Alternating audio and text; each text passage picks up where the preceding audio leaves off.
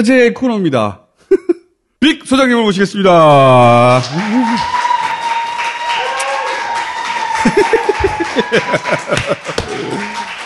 자, 정의당 선대에서 화가 났나 봐요. 예. 네. 화날 수 있죠. 네. 예. 이런 분석의 대상이 되면 모두가 화가 날 거라고 봅니다. 근데 소장님이 그런 거거든요. 그럼에도 불구하고 저는 이런 작업이 꼭 필요하다고 생각합니다. 네. 예. 왜냐면 대통령은 공무원 한 사람 뽑는 게 아니잖아. 시대를 선택하는 것과 마찬가지이기 때문에 당연히 가능한 모든 각도에서 검토를 해봐야 된다. 그 말씀을 꺼내셨으니까 한 가지만 좀 얘기하고 싶은 건 있습니다. 지난번에 말씀드렸듯이 심상정 후보에 대한 심리 분석은 2010년도에 집필했던 원고에 기초한 조금 더 자세하게 말씀드리면 제가 손든 게 아니에요. 심상정 후보가 특정한 겁니다, 저를. 이 사람한테 심리 분석 원고를 요청해라. 해서 저한테 요청이 들어온 겁니다. 그때 썼던 내용에 기초해서 지난주에 했다는 거. 그렇죠. 예. 소장님 더 말씀하시지 마세요. 삐 나오니까. 자, 주요 네 후보에 대해서는 이제, 기본 심리 분석을 했고, 이번부터는 그 후보들이 대통령직을 수행한다면 어떤 위험성이 예견되는가. 삐 진짜 많이 나올 것 같은데. 자, 지지율 순으로 한번 해보겠습니다. 최근 3주간 지지율 1위를 기록하고 있는 평균 윤석열 후보부터 한번 해보죠. 예. 우선 윤석열 후보가 보여줄 정치 특징, 불통의 정치 아니겠습니까? 왜 불통의 정치를 할 수밖에 없냐 하면 윤석열 후보가 권위주의적 성격자라고 제가 이제 분석을 했었어요. 강자에게는 약하지만 약자한테는 강한, 강약, 약강 뭐 이런 이제 성격을 가졌다고 말씀드렸는데 대통령이 되면 제일 높지 않아요? 아, 더 이상 눈치 볼 사람이 없다? 권위주의 성격자는 강자 얘기만 들어요. 자기보다 센 사람. 근데 제일 높은 데 올라간단 말이에요. 그러면 누구 말을 듣겠습니까?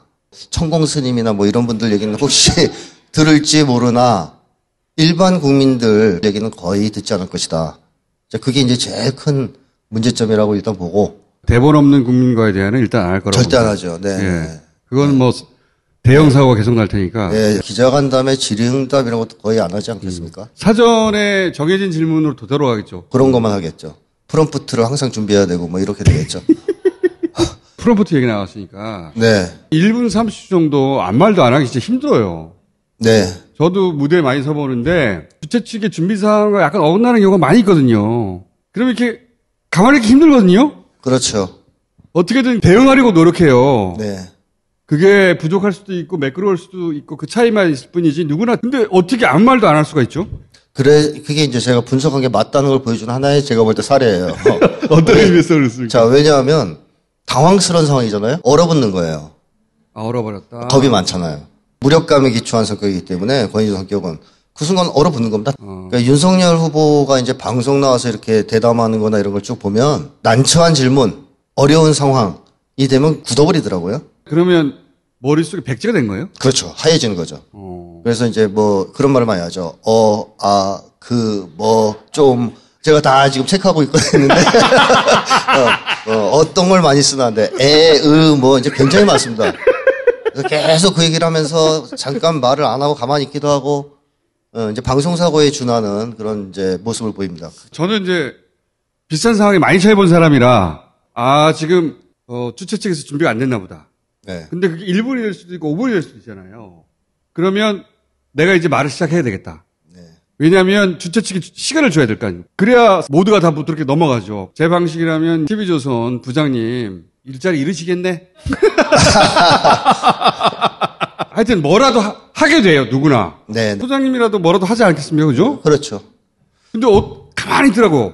네. 그게 하면서. 많이 혼나고 자는 사람 특징이에요. 혼나고 자란 사람들은 당황하고 이러면 대응을 잘 못합니다. 그 순간 얼어가지고 무서워서. 혼나지 않은 환경에서 자란 사람들은 그런 순간에도 뭐 농담도 하고 뭐 그러죠. 어차피 윤석열 후보는 농담을 못 하시는데 그 순간 굉장히 당황해서 얼어붙는다. 그리고 그것은 토론 과정에서도 빈번히 계속 관찰되고 있다. 그 순간 백지가 됐다. 네. 그다음에 또 하나는 이제 가짜 모범생이잖아요. 가짜 모범생 말씀하셨죠. 자, 기억을 못하시는 분을 위해서 잠깐 말씀드리면 진짜 모범생은 원해서 지키는데 룰을, 가짜 모범생은 혼나지 않으려고 지킨 룰이라서 네. 다른 사람이 룰을 안 지킬 때는 특히 화를 낸다. 네. 네. 네, 지난 시간에 말씀드려서 제가 이제 과감하게 생략했는데 어쨌든 가짜 모범생도 네. 모범생과니까 격식과 틀 이런 거를 꼬박꼬박 지키는 사람이란 말입니다. 이가 없으면 잇몸으로 이런 걸 못해요. 순발력이 없어요. 그리고 룰이 변화하면 엄청 당황하죠. 그 상황에서 룰이 바뀐 거잖아요. 프롬프트가 안 나왔잖아요. 거기서 순발력을 발휘해서 딴 걸 못하는 거죠. 그 규칙대로 가야 되는 거죠. 그 1분이 걸리든 1년이 걸리든. 저는 그 맥락에서는 가장 걱정되는 게 외교예요. 네. 국내상은 그나마 국내법이라는 게 존재하고 네. 안 되면 힘으로라도 할 수 있는데 외교는 룰 같은 것도 없거든요. 근데 법과 원칙으로 하시겠다고 이미 그러니까 말을 했죠. 외교를 법치에 의해서 하겠다고 하니까 네. 무슨 말을 하는지도 스스로 모르는 것 같아요. 네, 모르죠. 모르죠. 네. 국제관계를 뭐 지배하는 법이 있는 줄 아는 것 같기도 하고, 뭐 아니면 이제 당황하니까 평소에 하는 말 제일 많이 얘기하는 얘기가 법과 원칙이거든요. 무슨 얘기 물어보면 법과 원칙대로 하겠습니다. 가짜 모범생이니까. 근데 이제 가변적인 상황, 유동적인 상황 이런 경우에는 적응을 못하는 겁니다. 그래서 이제 사람들하고 소통한다는 것은 자기를 비판하는 사람도 있을 수 있고 어려운 질문하는 사람도 있을 수 있고 뭐 이런 상황인데 거기에 대응을 잘 못한단 말이죠. 또 그 자체를 싫어할 겁니다. 그래서 소통을 상당 부분 회피할 가능성이 이제 많다. 가짜 모범생이기 때문에. 그 다음에 지난 시간에 때 제가 승부욕이 강하다라고 얘기했었는데요. 승부욕이 강한 사람은 정치를 이기냐 지냐에 이제 승부로 봅니다. 정치적 반대 세력이 뭘 요구하면 나한테 이기려고 그런다 지금. 내가 쟤네들하고 싸워서 이겨야 되겠다. 찍어 누르려고 그러겠죠. 그렇기 때문에 이제 불통의 정치를 할 가능성이 상당히 높고 부차적으로 한 가지 더 말씀드리면 윤석열 후보가 다른 사람 말을 잘 못 알아듣거든요. 그러니까 요소수 그러면 광물 뭐 이렇게 이제 하잖아요. 그러니까 이제 이해도가 상당히 떨어지는 게 있어가지고 우리가 무슨 말을 해도 못 알아들을 수 있다. 또 이제 소통을 방해할 수 있는 요인이죠. 박근혜 씨는 사실 드라마를 좋아해서 불통 정치가 좀 심했다면 윤석열 후보는 자기의 어떤 심리적 특징들 때문에 불통 정치를 할 가능성이 매우 높죠. 국민들하고 소통이 안 될 것이다. 한마디로. 하기 싫어할 것이다. 라는 겁니다. 또 한 가지 이제 예측되는 것은 나홀로 정치. 나쁘게 얘기하면 독재 정치죠. 권위주의적 성격자의 특징은 뭐냐 하면 또 하나는 약자를 짓밟으면서 쾌감을 느낀단 말이에요. 좀 유연하게 말씀드리면 힘을 과시하고 싶은 충동을 느껴요. 왜냐하면 무력감 때문에 자기가 힘이 있는 걸 자꾸 확인해야 되거든요. 그래서 힘을 과시하고 싶은 충동을 느끼고 힘을 과시하는 과정에서 쾌감을 느끼는 거죠. 맞아. 내가 힘이 있었지. 네, 이렇게 순간 깨닫고. 그렇죠. 나 이렇게 힘이 있어. 그래서 살인자들이 느끼는 쾌감이 사실은 삐삐삐. 자기가 힘이 있다는 쾌감이에요. 그래서 이제 사람들도 이제 죽이고. 내가 오늘 삐 많이 나올 줄 알았어. 이제 윤석열 후보가 이제 권위주의적 성격이 이제 확실하기 때문에 힘을 과시하고 싶은 충동을 느끼는데 엘리트주의도 있어요. 그러면 반대자들이 이렇게 들고 나오면 어떻게 하겠습니까, 그거를? 짓밟고 싶은 충동. 눌러버리고 그러니까 싶은 충동. 상대가 무시할 수 없을 정도의 엘리트면 아예 삭제시켜버리고 싶다? 그렇죠. 말도 못하게? 네네. 그리고 조금만 약하다 싶으면 가차없이. 그냥 뭐 예를 들면 시민운동, 뭐 민주화운동 이런 게 벌어진다. 근데 자기가 볼 때 좀 약해 보인다. 그러면 가차없이 짓밟는 거죠. 그러면서 이제 좀 또 삐나고 쾌감을 느끼는. 내가 이렇게 힘이 있어. 그럴 때 뿌듯해지는구나. 예, 좋아요. 그 순간은 즐겁습니다. 기쁩니다. 이제 윤석열 후보의 패턴을 보면 자기 패밀리를 구축해서 대장을 하면서 권력을 행사하는 그런 스타일이었기 때문에 아마 이제 자기 권력 주변에 쭉 포진시켜서 굉장히 권력을 강화할 겁니다. 반면에 이제 국민들의 목소리라든가 이런 거는 거의 듣지 않으려고 그러겠죠. 안 들어도 되니까 이제는. 그렇죠. 예, 들을 필요도 없고 저 사람도 약자고. 그러니까 만만해 보이면 이제 우린 다 죽는다 이렇게 생각하시면 돼요. 그런데 네. 그런 양반이 손에 왕자는 왜 쓴 겁니까? 그러니까 내면 깊은데 무력감이 있어요. 두려움이 있죠. 겁이 많은 사람이에요, 사실은. 그러니까 이게 무서워서 죽인 거예요, 사실은. 전염병처럼 자꾸 묘사하거든요. 그러니까 전염병이란 게 뭡니까? 확 퍼져서 다 죽일 수 있는 거란 말이에요. 공포스러운 걸 혐오스럽다고 바꾸죠. 그렇죠. 네. 혐오로. 진짜로는 무서운 건데 네. 더러운 놈이다라고 바꿔버리죠. 네네. 혐오를 그렇게 다뤘잖아요, 우리가. 그렇죠. 혐오라는 감정은 원래 약자에 대한 감정이에요. 강자에 대해서는 혐오가 아니죠. 공룡이 나타나면 우리가 공룡을 혐오하고 그러진 않잖아요. 무섭죠, 그냥. 호랑이 나타나면 무섭고 혐오하진 않거든요. 근데 이제 벌레 이런 거 혐오하죠. 벌레가 왜 혐오하냐? 세균이 있을 것 같아서. 자칫 잘못하면 나를 위험에 빠뜨릴 수도 있는 존재라고 생각 때문에 혐오합니다. 사회적 관계에서도 그렇습니다. 그래서 약자에 대해서는 혐오고 강자에 대해서는 공포, 두려움이죠. 그럼 이제 윤석열 후보의 경우에는 이제 대체로 약자 혐오 심리가 강하다가 볼 수 있겠죠. 두려움을 그러면 왕자의 도움을 받아서 네, 마음의 평화를 찾는 겁니까? 위안을 받으려고 하는 거죠. 특히 토론에 취약하기 때문에 토론할 때 쓰고 나온 거 아닙니까?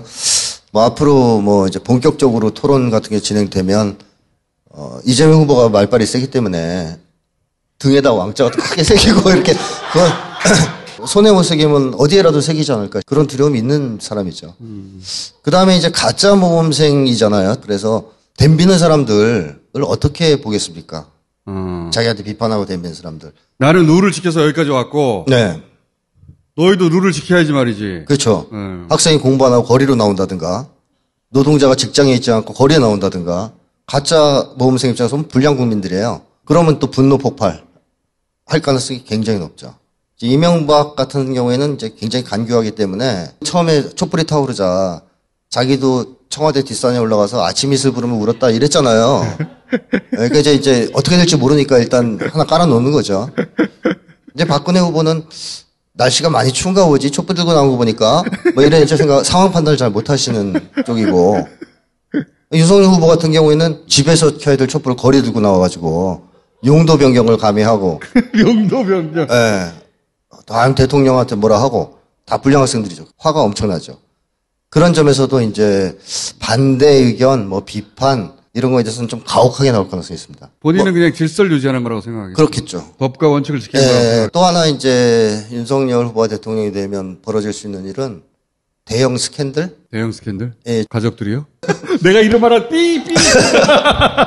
대통령이 된다는 것은 가짜 모험생의 목을 죄고 있던 고삐가 풀리는 거거든요. 제약이 풀리는 거예요. 처벌 공포가 사라지는 겁니다. 뭘 해도 된다가 아니라 일탈을 하고 싶은. 일탈. 예, 나 여태까지 나를 죄든 게 다 풀렸단 말이에요. 이제 안 해보던 거 해보고 싶은 거죠, 막. 무너지고 싶고, 막 망가지고 싶고. 무너지고 싶고. 예, 그런 심리가 막 끌어올리기 때문에 그때쯤 되면은 패밀리 정치 스타일과 결합돼서 부패 사건이 상당히 많이 생길 가능성이 있습니다. 이미 검찰이라는 권력을 누릴 때에도 가족 비리 이런 게 나오고 있는데 이제 뭐 대통령이 되면은 패밀리 비리가 측근 비리 자기 측근들과 이런 사람들 유직에 앉히고 이런 정치를 할 거기 때문에 그거를 제동을 잘 안 거는 사람이죠. 우리 장모는 10원도 안 받았어. 뭐 이렇게 이제 생각하는 분이라서 부정부패 사건이 필연적으로 터지지 않겠는가 생각되고 뭐 그것 때문에 상당히 좀 곤욕스러운 입장에 놓이지 않을까. 그 다음에 측근 정치를 할 가능성이 매우 높아요. 그건 거의 명백한 것 같습니다. 사람을 기본으로 안 믿거든요. 그렇죠. 네, 잘 안 믿죠. 측근들만 데리고 지금까지 권력을 행사해왔고 대통령직도 그런 식으로 수행하지 않겠나. 그렇다면 이제 측근들의 힘이 굉장히 세질 거고. 목걸이 권력이 생기는 건데. 네, 생기는 거죠. 측근들에 대한 의존도가 높아질 가능성이 상당히 있어요. 권력력도 강하고 세 보이지만 머리에 좀 든 게 별로 없어가지고.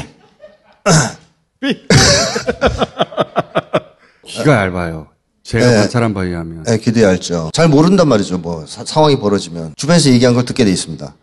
그러면 당연히 이제 주변에서 측근들이 윤석열 후보를 이리저리 이렇게 이용할 가능성이 또 본인도 거기에 의존할 가능성이 상당히 높아지겠죠. 그리고 듣다 보니까 생각난 건데 국가의 정책이라는 건 대단히 섬세하고 그 많은 의견을 들어서 거기서 밸런스를 찾아내야 되거든요. 골치 아파요. 그렇죠. 이재명 후보가 그런 걸 즐기는 타입이거든요, 보면. 네. 문제를 풀어내고 싶어 해요, 보면. 네. 다양한 욕망이 부딪혀서 갈등이 일어났어. 그런 걸 풀어내고 싶어 해야 되잖아요. 정치를 하려면. 저는 그런 게 없거든요. 윤석열 후보도 그런 게 안 보여요. 네. 그렇게. 근데 그게 총수님은 하고 싶지 않은 거고 네. 윤석열 후보는 못하는 거죠. 좀 다른 거라고 봐야 되는데요. 그러면 짜증나거든요. 국정을 운영한다는 건 그런 게 끊임없이 무수히 쌓인다는 거예요. 그렇죠. 그렇죠. 그럼 이제 맡기는 거죠. 그러니까. 아, 머리 아파, 네가 해. 그래서 이제 점점 의존도가 높아질 가능성도 있다는 겁니다. 그래서 그 사람 뽑아서 시키면 된다고 하는 거잖아요, 지금. 자기 패밀리를 중심으로 계속 쓰려고 그럴 거고, 자기가 컨트롤할 수 있는 사람, 뭐 이런 사람들만 쓰지 않겠습니까? 윤석열 후보는 사실 기득권을 위한 정치를 하는 사람도 아니에요, 제가 볼 때는. 저도 동의합니다. 예. 네, 자기 그룹만, 맞습니다. 자기 예. 쪽 사람들만 챙기면 된다고 생각하는 사람이에요. 굉장히 사적인 사람이에요. 예, 맞습니다. 예. 예, 사적이에요. 그러니까 그런 계급의식도 없어요. 그냥 자기 사람들 챙겨서 한번 잘 살아보세요. 윤석열 후보에 대한 이미지가 굉장히 큰 사람처럼, 그건 이제 비주얼이 그래서 그런 점도 있는데, 제가 지난 몇 년간 관찰한 바로는 굉장히 작은 사람입니다. 맞습니다. 사적이고. 예, 맞아요. 이장 같은 거 있으면 되게 잘했을 것 같은데요. 동네 이장? 예. 그 홍준표 후보 등도 툭툭 쳐주는 거 보니까 이렇게 되게 잘할 것 같은데.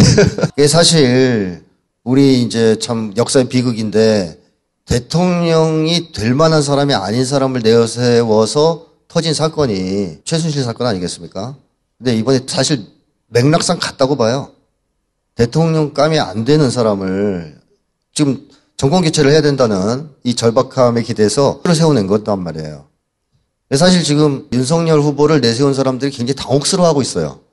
윤석열 후보가 그만한 역량이 안 된다는 걸 자기들도 다 알아요. 안 보이는 척하고 있는 거예요. 그렇죠. 자기 기만하고 있는 거야. 안 된다는 거는 어느 정도는 알았지만 저 정도일 줄은 이제 몰랐기 때문에 지금 사람들이 점점 이제 충격을 좀 받는 것 같더라고요. 뭐 이번에 그 1분 30초 사건 이런 것도 이제 여기에서 나타날 수 있는 문제, 측근 정치를 하는 데서 나타날 수 있는 문제는 위기 상황이 됐을 때 어떨까?